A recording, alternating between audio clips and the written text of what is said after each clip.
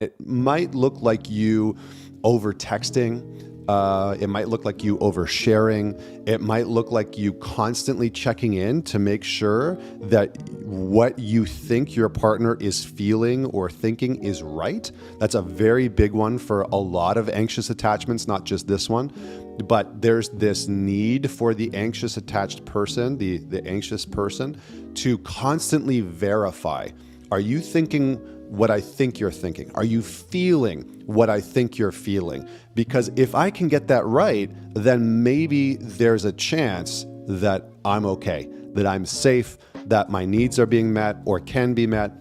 And so there's this external validation or verification that is constantly going on within the anxious attached person. And you need, in order to uproot that, you need to start to identify, where did that actually begin? Where, as a child, did you actually need to constantly verify where your parent was at, where your caregiver was at, and where were you trying to overcome uncertainty as a child? So that's number one. Number two is to repair the trust and ability to trust the self, right? The trust within themselves. So whereas the avoidant, it's not so much like I need to trust me, it's I need to lean into feeling safe trusting you, that it's okay to trust you. And for the anxious, it's I need to learn how to trust myself.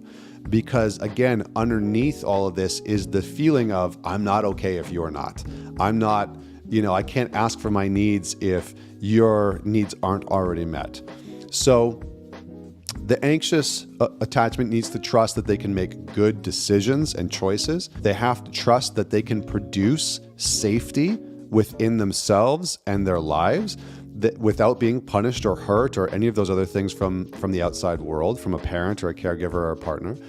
And the anxious person needs to learn self-regulation techniques, learning how to regulate yourself. Check in with your breath, slow it down. Slow it down. Breathe in and out through the nose as often as you can. You move your body out of the anxious state, out of the stress state, and into what's called more of a parasympathetic dominant state, or more of a calm rest and digest state. So learn to use the breath. Number two is exposure therapy.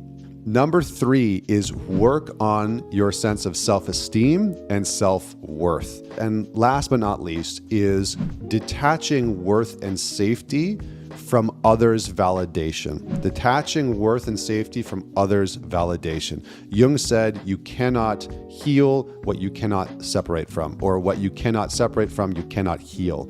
And so if we're not willing to create some separation from a partner, from the normal routines that would spin up our anxiety, it's going to be impossible for us to heal. So we have to learn the art of healthy detachment. Healthy detachment, not swinging the pendulum all the way to the end of the spectrum where we become avoidant, but just moving into a place where we can say, okay, I'm going to disconnect from the neediness that I'm feeling, or I'm going to disconnect. I'm going to start to just detach a little bit from the need to text bomb them right now, or the need to follow up, or I'm going to just detach a little bit from the need that I feel to check in on them, right?